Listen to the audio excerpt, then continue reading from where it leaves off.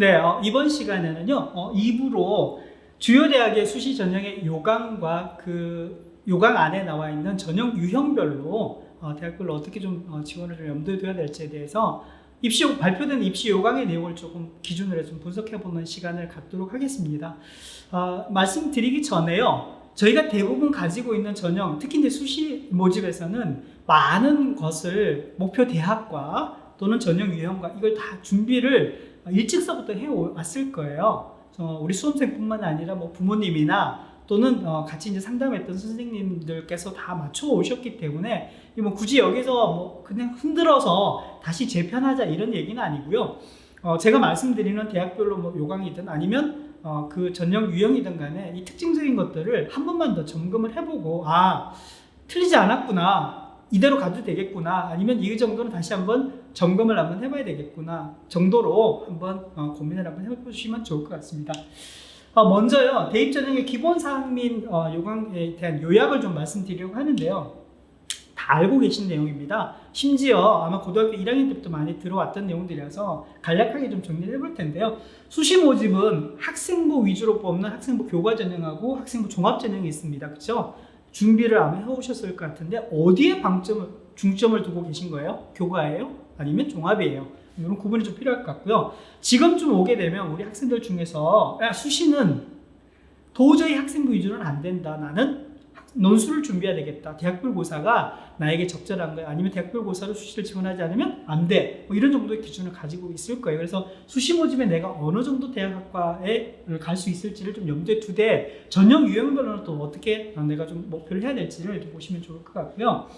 요강은 수시 모집은 지금 5월 달에 지금 발표가 됐습니다. 그래서 저희가 지금 고민해봐야 될 요강의 유형들은 전체적으로 놓고 보면 정시 모집까지는 뭐 염두에 둘 필요가 현재는 없으니까 5월 달에 발표된 수시 모집의 요강들을 좀 염두에 놓고 좀 고민을 좀 해보시면 좋을 것 같은데, 그 내용들은 실제 지원하기 전에 반드시 좀 분석이 좀 필요할 것 같고요. 다 아시는 내용 한 번만 더 정리하면 수시 모집은 6번 지원할 수가 있습니다. 그죠? 4년제 일반 대학 기준으로 해서 6번을 지원할 수가 있고요. 정시 모집은 가군, 나군, 다군 이렇게 3번 지원할 수 있는데 지금은 수시 6번과 관련되는 수시 모집에 대해서 말씀을 드리고 있습니다.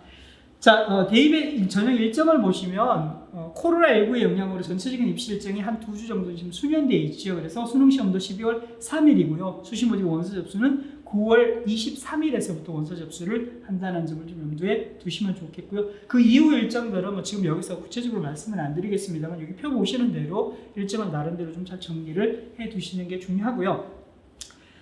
만약 6번의 대학이 좀 정해지면 그 6번의 대학은 이런 일반적인 일정뿐만 아니라 그 대학에서 면접을 언제 치르는지 또는 서류를 언제까지 내야 되는지 이런 부분들을 좀 염두에 두시고, 나중에 추가 합격, 수시 모집에서 추가 발표되는 것도 1차, 2차, 3차, 4차 어떻게 발표되는지도 전반적으로 대학별로, 학과별로 좀 정리를 해놓는 게 필요하다 이렇게 말씀드립니다. 자, 수시 모집 전국 규모의 기준은 지금 77% 정도를 수시에서 선발하고 정시는 23이니까 수시 모집에서 많은 인원들을 여전히 2021학년도에도 선발을 하고 있다 이렇게 보시면 좋을 것 같고요. 앞서 말씀드렸던 대로 수시 모집에 학생부 교과냐, 종합이냐, 논술 뭐 이렇게 있지만 이 가운데서도 여전히 전국 규모로 보면 학생부 교과냐, 종합이냐를 더 많이 염두에 두고 뽑는다 이렇게 보시면 되겠습니다. 그래서 기본적으로 내가 학생부 교과냐 또는 학생부 종합이냐 이 전형이 6번 지원 가운데서 절반 이상씩 많이 차지하지 않는 경우에는 수시 모집에 합격을 뭐 예단할 수는 없지만 예상하기는 좀 쉽지가 않은 구조입니다. 많이 뽑아야 그게 지원을 해야 내가 붙을 수 있는 확률이 높아지는 거잖아요. 일반적으로 말씀을 드리면. 자, 그 다음 또 하나의 변화가 수능 최저학력 기준이 조금 더 완화되는 추세에 있어요. 뒤쪽에서 정리를 한번 합니다만 서울대 지균처럼 코로나19의 영향으로 인해서 수능의 최저학력 기준이 3개가 2등급 이상인 것이 3개가 3등급으로, 그죠? 3개 3등급으로 한 등급씩 더 완화시키는 것도 있지만 기본적인 추세 자체가 수능 최저학력 기준을 조금 낮췄어요. 그래서 서울대 지금도 원래 탐구 2과목이 전부가 다 2등급 이상이어야 되는데 평균 2등급 정도로 지금 처음부터 낮춰놨는데 그게 또 3개 3등급으로 오히려 더 낮아져 버린 거고요. 일부 대학들 보면 전부가 다 최저 기준을 낮췄습니다. 가장 큰 이유는 제가 이제 앞에 그 일부에서 한번 말씀드렸는데 학생 수가 재학생 숫자가 줄어드니까 이 줄어든 재학생 숫자만큼 또는 수능시험 인원이 줄어들잖아요. 수능시험에 응시하는 인원이 줄면 줄수록 해당 상대평가에서 그 등급을 채우는 인원들이 줄어들 수밖에 없어요. 대학 입장에서 보면 우리 대학에 지원해 오는 아이들, 이 수능 최저 기준을 충족할 수 있는 대상자 자체가 줄어들잖아요. 그만큼 최저 기준을 낮춰야만이 작년도 기준 또는 과년도 기준의 인원만큼의 대상자들을 확보할 수 있다는 차원으로 수능 최저 기준을 조금 더 낮춰가는 과정이라고 보시면 좋을 것 같고요. 이런 와중에도 외대라든지 또는 직업국의 학교들 일부는 학생부 교과 전형에서 수능 최저의 기준을 약간 높인 대학들도 있고 새로 신설해서 최저의 기준을 만든 대학들도 있다는 점을 좀 염두에 두셔야 됩니다. 그래서 대학 요강을 보실 때 지난해하고 뭐가 달라졌는지를 조금 참고로 해서 보시고, 특히 수능 최저의 기준은 전반적으로 완화되긴 했지만 대학에 따라서는 새로 작년에 없던 게 좀 들어와 있는 대학도 있고 조금 더 높여진 대학들도 있다는 점을 좀 염두에 두시면 좋을 것 같습니다. 자, 두 번째로 대학별로 수시 모집의 특징들을 좀 정리를 좀 한번 해볼게요. 수시 모집의 특징 보면 전체적으로 좀 아울러서 전형 유형별로 한번 정리를 해볼 텐데요. 수시 모집에 가장 크게 지금 인원들이 조금 줄어들고 있어요. 근데 뭐 대학별로 많지 않아서 그 모집에 이 줄어든 인원만큼이 어느 정도이냐를 여기서 뭐 대표적으로 말씀드릴 수는 없고요. 기본적으로 재보셔야 될 것은 만약에 내가 목표로 했던 대학이 있고 그 대학의 모집단이 학과가 있잖아요. 그러면 이 학과의 학생부 교과 전형에서 내가 지원하라고 하는 학과가 지난해 대비해서 몇 명이 줄었냐는 중요합니다. 그래서 전형 유형과 그 모집단의 전형 유형까지 고려를 해서 보면 어느 정도 인원 규모가 되는지가 중요합니다. 뭐 전체 대학이라든지 또는 전국 대학이라든지 이런 규모로 해서 보는 거는 좀 줄어들었다 정도로 보시고 대학과 모집 단위까지 비교해서 보자면 좋을 것 같고요. 더군다나 학생부 위주는 인원이 조금 더 늘어났어요, 상대적으로. 그래서 내가 목표로 하는 대학에서 학생부 종합 전형의 인원이 경영학과가 지난해보다 5명이 줄었어요. 그죠? 그러면 다 늘어났는데도 불구하고 내가 지원하는 학과는 인원이 줄었잖아요. 당연히 경쟁률 높아지겠죠? 커트라인은 어떻게 돼요? 높아집니다. 그래서 이런 점을 좀 염두에 두고 보시면 좋을 것 같습니다. 자, 논술 전형은 모집 인원이 계속 줄어들었어요. 내가 6번을 다 논술을 염두에 두잖아요. 합격의 확률이 그만큼 쉽지 않은 거죠. 그래서 이 변화된 상황에서는 어느 정도까지는 논술 지원을 염두에 두되 한 곳 정도는 논술이 아니라 학생부 종합이든 아니면 뭐 학생부 교과 전형이든 다른 전형을 좀 염두에 둬야 되지 않느냐, 수능 최저의 기준이 높은 곳으로 뭐 이런 것도 한번 좀 고민을 해볼 수 있는 거죠. 그래서 전형 유형별로 내가 전형 요소에 어떤 다른 강점이 있다면 좀 고민을 좀 달려야 될 것 같고요. 적성 전형은요 내년에 없어져요. 현재 고2 학생들이 대학에 지원하는 내년에 없어지는데 금년도서부터 조금 변화가 있어서 뒤쪽에서 다시 한번 말씀드릴게요. 앞서서 얘기했던 대로 수능 최저의 기준은 전체적으로 좀 완화 추세에 있다 이렇게 보시면 되겠고요. 앞에서 했던 내용이 좀 정리입니다. 그래서 수시하고 정시 모집 2021학년 77대 23 구조인데 수시 모집의 인원들이 전체적으로 지난해에 비해서 조금 더 소폭으로 줄어들고 있다고 보시면 좋을 것 같고요. 특히 이제 주요 15개 대학 밑에 보시는 것처럼 수시 모집 비율은 지난해에 비해서 전국 규모보다 조금 더 줄어들었다. 수시 모집이 조금 더 줄어들어 있는 상황이다 이렇게 보시면 좋을 것 같습니다. 자, 대학별로 보는 게 아까 제가 학과별로 보는 게 중요하다고 말씀드렸잖아요. 근데 대학 학과별로 모집 단위별로 또 전형 유형까지 고려해서 내가 지원하고자 하는 목표로 하는 대학에서 인원이 어느 정도 감소했는지를 보는 게 중요한데 전체적으로는 감소를 했는데 특히 이화여대 같은 경우를 예를 들어서 보면 인원이 많이 빠졌잖아요. 그죠? 제가 여기서 이제 대학을 예시를 들어서 설명드리면 너무 높은 대학이 아니냐, 내가 가고자 하는 대학은 아닌데 이렇게 오해하실 수도 있는데요. 예시를 들어서 말씀드리는 거니까 내가 목표로 하는 대학을 찾으셔서 그 대학의 수시 모집이 지난해에 비해서 얼마만큼 늘었는지 줄었는지, 그 학과는 또 어떤지, 그죠? 전형 유형은 어떤지 해서 좀 디테일하게 좀 보시면 좋을 것 같습니다. 자, 전체 규모로 또 보면 학생부 교과 전형은 여전히 좀 줄어들긴 하지만 또 많이 뽑는 추세로 계속 있고요. 종합도 마찬가지로 여전히 많이 뽑는 추세로 있다고 보시면 좋을 것 같고요. 종합 전형은 전체 규모로 조금 늘었잖아요. 근데 이제 이게 전반적인 규모라는 거, 그리고 논술도 대략 13,000명 정도를 뽑다가 12,000명, 11,000명 정도로 지금 줄어들고 있는 추세예요. 근데 줄어들고 있는 추세 가운데서도 내가 목표로 하는 대학에서는, 학과에서는 얼마 정도 줄었는지를 아는 게 더 중요하다 이렇게 좀 말씀드립니다. 자, 이 편은요 좀 참고해서 보셔야 될 것 같은데 우리가 이제 수시 정시를 다 총망라해서 전형 유형으로만 접근해 보면 학생부 교과냐, 학생부 종합이냐, 논술이냐, 또 실기 위주냐, 아니면 정시 수능이냐 이렇게 놓고 보면 전국 대학 규모로 보면 2021학년도에도 여전히 가장 많이 뽑는 전형 유형이 학생부 교과예요. 두 번째는 거의 비슷하긴 한데 학생부 종합보다 수능 정시가 조금 많고, 세 번째가 학생부 종합이고요. 그 다음에 실기, 논술 이런 순서로 가는데, 서울에 있는 주요 15개 대학으로 압축해서 보면 첫 번째가 뭐예요? 학생부 종합입니다. 종합이 가장 많습니다. 내신이 어느 정도 유지가 되는, 어느 정도 성적 이상인 학생들의 학생부 종합 전형을 가장 많이 선발하고요. 두 번째가 차이가 크죠. 여기는 정시 모집이 32% 정도로 많습니다. 금년도에도. 그 다음 세 번째가 학생부 교과 아니고요, 논술이에요. 그래서 주요 대학으로 놓게 되면 순서가 학생부 종합 첫 번째, 그 다음에 정시 수능 두 번째, 논술이 세 번째가 되는 거죠. 자, 정시를 차치하고 빼고 놓고 보면 15개 대학 입장에서 놓고 보면 학생부 교과보다는 뭘 선택해야 되냐면 종합 다음에 논술 준비해야만이 가능성이 더 높아지는 거죠. 그래서 대학에 지원하는 대학의 목표가 어디냐에 따라서 내가 준비해야 될 전형 유형의 순서도 수시에서 조금 더 달라질 수 있다, 이렇게 보시면 좋겠습니다.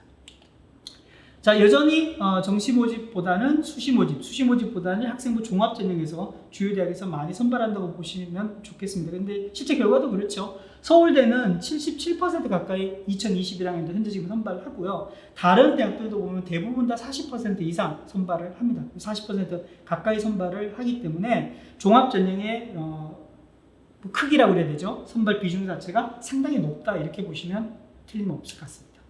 자, 논술 전형으로 넘어가서 볼게요. 논술 전형은 아까 말씀드렸던 대로 지금 33개 대학 정도에서 11,000명 정도를 선발하는데요.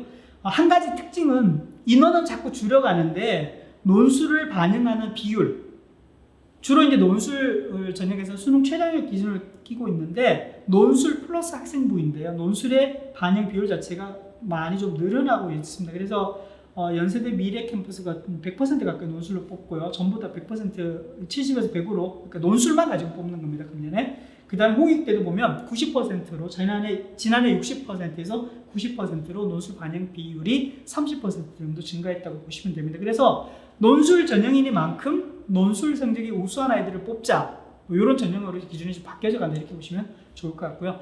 적성은 2020학년도 내년도 22학년도 내년에 없어진다고 말씀드렸잖아요. 근데 현재 고3이 이제 마지막으로 지원할 수 있는 시기인데, 뭐 홍익대 세종 같은 경우는 내년까지 가지 않고 금년에 앞당겨서 1년 앞당겨서 아예 그냥 수능 적성 선발 아예 그냥 폐지해 버리는 상황이 좀 됐고요. 나머지 대학들도 보면 점점 더 이제 좀 줄여가고 있는 추세인데 내년이면 없어지는 상황입니다. 이제 보시면 가장 많은 비중으로 선발하는 게 가천대죠. 가천대는 적성 우수자 전형으로 1000명 가까이 뽑으니까 많은 숫자를 뽑고, 나머지 대학들은 그렇게 많지는 않은데 인원 규모를 보면 여전히 수원대 쪽이 많죠. 그 다음에 고대 세종도 좀 많은 인원을 선발을 한다고 보시면 되겠습니다.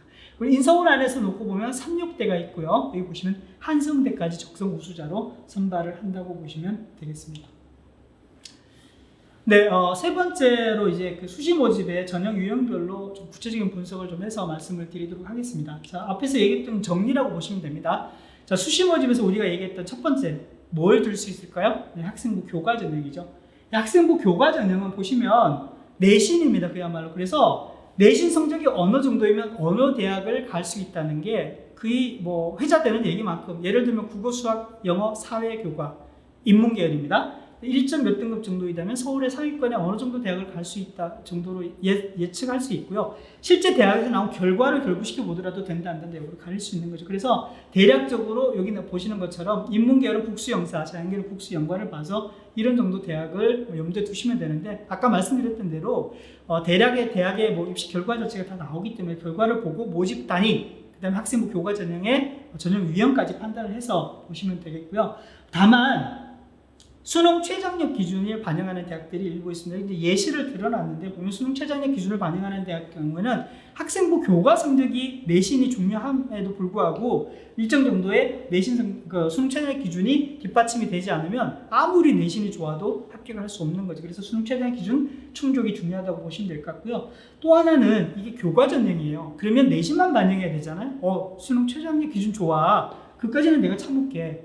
근데 수능 최저학력 기준 내신 이외에 또 다르게 반영하는 경우도 있습니다. 예를 들어서 보면 서류를 반영한다. 고려대 같은 경우에는 내신 전형, 학생부 교과도 반영하지만 서류와 면접까지 놓고 수능 최저학력 기준을 반영을 해서 뽑는 거죠. 대단히 어려운 전형이죠. 이게 학생부 교과 전형이냐 종합 전형 아니냐 할 정도로. 근데 종합 전형인데 왜 수능 최저학력 기준을 있어 할 정도로 복잡하고 다양한 전형 요소를 통해서 뽑는 거죠. 자, 또 한 가지 예시를 보시면 한양대처럼 학생부 교과를만 가지고 뽑고 수능 최저학력 기준이 있어요. 이건 그냥 내신 전형, 학생부 교과 전형에 내신으로 선발하는 거의 표준이 되는 전형으로 볼 수 있죠. 근데 또 다른 전형 보면 여기 중앙대 학교장 추천 또는 중앙대 학생부 교과 전형 보면 비교과가 들어가거나 또 서류가 들어갑니다. 그죠? 그리고 수능 최저학력 기준이 있는 경우도 있고 없는 경우도 있고. 내신뿐만 아니라 서류, 면접 또는 다른 비교과 성적 등등을 포함해서 내신 전형이지만 다른 전형 요소를 보는 내신 전형도 있다라는 거죠. 근데 거꾸로 놓고 보면 내신이 좀 부족한 경우에는 면접이라든지 또는 비교과 성적이 일괄 합산해서 들어가잖아요. 두 개를 합산해서 선발하는 거니까. 그런 경우에는 내신이 조금 부족해도 합격할 가능성이 오히려 더 거꾸로 있다라고 판단하셔도 될 것 같습니다. 자, 학생부 종합전형은요. 핵심적인 것은 역시 학생부인데 학생부의 교과뿐만 아니라 비교과의 성적이 중요하고요. 여기서 주로 이제 그 자기소개서를 받고요. 물론 추천서는 대부분 많이 없어졌는데 학생부와 자기소개서를 중심으로 1단계 서류 통과를 시키잖아요. 그래서 3배수나 5배수나 또는 2배수나 이렇게 선발하는데 나머지 이제 두 번째 단계로 가게 되면 1단계 선발한 학생들을 대상으로 해서 면접을 봐서 최종 선발하는 거죠. 이게 이제 학생부 종합전형의 거의 표준이 되는 전형 단계라고 보시면 되는데 물론 수능 최저학력 기준은 대부분 없어요. 고대처럼 좀 특별하게 있는 경우도 있는데 자 여기서의 핵심은 1단계에서 서류 통과하고 나면 2단계 면접 봐서 붙을 수 있고요. 수능 최저학력 기준이 대부분 없으니까 있는 데는 충족을 해야 된다고 보시면 되는데 그래서 이제 1단계 통과하는 기준에서 보면 면접이 당락을 정하는 가장 중요한 전형 요소가 되는 거죠. 근데 여기 보시면 서강대, 성대, 한양대 물론 이제 다른 대학들도 예를 들면 많이 있을 텐데요. 이런 경우에 수능 최저학력 기준 없이 서류로 끝나는 데가 있습니다. 서류는 뭐냐면 학생부와 자기소개서입니다. 그러면 최저 기준도 없어요. 학생부와 서류 자기소개서 넣어놓잖아요. 그럼 쭉 이렇게 선별을 해서 예비번호까지 주고 예비번호 대기자까지 이렇게 가잖아요. 그러면 나는 다른 대학들의 면접도 볼 필요가 없고 수능 최저 기준도 없기 때문에 서류를 낸 데는 일단 합격할 가능성이 매우 높을 수 있습니다. 그죠? 근데 그러면 수시 모집에서 왜 서강대부터 이렇게 서류 100%로 뽑느냐? 복수 지원하는 경우에서 보면 상위권 대학도 지원하고 수익권 대학도 지원하잖아요. 근데 6개를 쭉 이렇게 이제 좀 나열해서 수준을 좀 차이를 두고 지원을 하면 수험생들 입장에서 볼 때는 이 대학에 지원하면 가능성도 있잖아요. 이제 거꾸로 대학 입장에서도 우리 대학에 오는 친구들을 성적이 괜찮은 학생부가 괜찮고 자기소개도 잘 쓰고 괜찮은 친구들의 경우에는 미리 합격을 할 수 있도록 예비번호를 주고 기다리는 거죠. 그래서 이 학생들이 상위권 대학이든 다 떨어지고 우리 대학에 예비번호를 가지고 만약 최종 붙게 되잖아요. 수시에 붙으면 어떻게 해야 돼요? 등록하고 다녀야 되거든요. 그러니까 대학 입장에서는 우리 대학에 지원한 친구들 중에서 괜찮은 아이들을 미리 수시에서 예비번호를 주고 기다리자 이런 전략들을 씁니다. 그래서 숙대도 마찬가지고 밑에 내려가서 국민대, 숭실대 해서 면접이 없는 경우에 서류 전형으로 되어 있는 경우에는 조금 더 염두에 두고 보셔야 되는 전형 유형들이 있다는 점 보셔야 됩니다. 그래서 수시에 꼭 붙으면 단일 대학을 지원하는 게 중요하다 이렇게 좀 정리를 할 수 있습니다. 특히 학생부 종합전형 서류만 가지고 뽑을 경우에. 자, 논술 전형을 앞서도 좀 말씀드렸는데요. 대략 논술로 성적에서 대부분 판단을 내리는 겁니다. 그 다음에 이 중요한 게 수능을 기점으로 해서 12월 3일이잖아요. 수능 성적을 기점으로, 수능 시험 보는 날을 기점으로 하고 수능 성적 발표, 그 이전에 시험을 보는 대학이 있고, 논술을, 그 이후에 보는 대학이 있는데, 만약에 내가 수능이 좀 자신이 있으면 수능 이후에 논술을 보는 대학을 지원해 놓은 게 낫죠. 왜? 수능 성적이 괜찮게 나오면 논술 시험장에 내가 나타나지 않으면 이 수시에 논술 전형에 지원하지 않은 걸로 보거든요. 그래서 수능 성적이 괜찮으면 정시로 가면 되고, 만약 수능 성적이 내가 원하는 만큼의 목표하는 만큼 나오질 않았잖아요. 가채점 해보니까. 그러면 논술 시험 보러 가면 되거든요. 그죠? 근데 다만 수능 시험 이전에 있는 논술은 논술 시험을 일단 봤잖아요. 그러면 응시가 돼 있는 거예요. 그죠? 내가 합격을 했어요. 논술 전형에. 그러면 수능 성적이 대박 아닌 대박을 받더라도 수시 모집에 합격한 논술에 가야 되는 거죠. 그 논술 전형. 그러니까 수능 시험 이후에 있는 논술, 수능 시험 이전에 있는 논술을 좀 잘 판단을 해야 되는데 앞에 제가 일부에서 말씀드렸던 것처럼 수능 성적이 괜찮은 친구들 경우에는 조금 더 면밀하게 검토를 하고 수능 이전에 논술을 넣든지 수능 이후에 논술을 넣든지 수능 최저가 있는 논술을 넣든지 없는 논술을 넣든지 좀 판단을 해야 된다고 드릴 수 있고요. 앞에서 말씀드렸던 대로 논술 전형과 관련되는 쪽에서는 논술의 반영 비율 자체가 이전보다 훨씬 더 많이 높아져 있는 상황이라고 참고를 해서 보시면 좋을 것 같습니다. 자, 적성 전형은요. 미니 수능이라고 보시면 됩니다. 지금까지 준비 안 했던 친구들이 꽤 많을 텐데요. 6모나 또는 7월 이렇게 이제 수능 공부를 하고 또는 수시 모집 지원을 생각을 해보니까 나는 수능은 조금 될 것 같긴 한데 수시 지원에 도저히 학생부는 안 될 것 같아요. 그러면 수능하고 거의 비슷한 게 학생부 교과, 학생부 종합이 아닌 적성은 수능 시험과 거의 대동소이한 시험이라고 보시면 됩니다. 그래서 문항수는 적고 배점은 높아서 수능보다 난이도도 조금 낮거든요. 그러니까 실제로는 수능 시험과 거의 유사해서 적성 시험으로 내가 실력을 좀 쌓으면은 합격이 가능할 경우에는 6번의 지원 가운데서 수도권 또는 인서울에서 적성 보는 대학을 좀 넣어 놓으면 나중에 수시 모집에서 합격의 확률 자체가 좀 높아질 수 있다는 겁니다. 전체는 거의 학생부 60, 적성고사 40으로 이렇게 적성고사의 비중이 낮지만은 당락은 적성고사의 영향력이 상당히 높습니다. 그래서 적성고사 한 문항, 두 문항으로 거의 당락이 가려질 정도로 적성고사의 영향력이 높고 학생부는 일정 수준입니다. 대부분 지원하는 결과가 다 나와 있습니다만 지원하는 수준에 보면 4등급이나 5등급 정도의 학생들이 되게 많아서 3등급과 4등급, 2등급과 4등급 이 점수 차이가 크게 나지 않는다면 적성고사에서 문항을 몇 문항 더 맞아서 점수를 확보하면 쉽게 학생부에 부족한 1, 2등급을 만회할 수 있다 이렇게 보시면 좋겠고요. 고대 세종을 제외하고는 다 수능 최저의 기준이 없기 때문에 적성고사 실력으로 당락이 가려진다 이렇게 보시면 될 것 같습니다. 자, 특기자 전형인데요. 특기자 전형은 점점 더 선발 비중이 낮아지고요. 계속 교육부에서도 특기자 전형으로 가급적 선발을 지양하라라고 얘기를 합니다. 그럼 이렇게 선발하려면 어떻게 해요? 학생부 종합 전형으로 아예 그냥 몰아서 종합 전형에서 선발하라라고 지금 계속 그렇게 유도하고 있는 상황이거든요. 근데 하지만 현재까지도 여전히 이제 학생부 종합 전형이 아닌 특기자 전형으로 선발하는 대학들이 꽤 있긴 한데 이 대학들은 학생부 종합 전형하고 크게 다르지 않다고 보시면 되겠고요.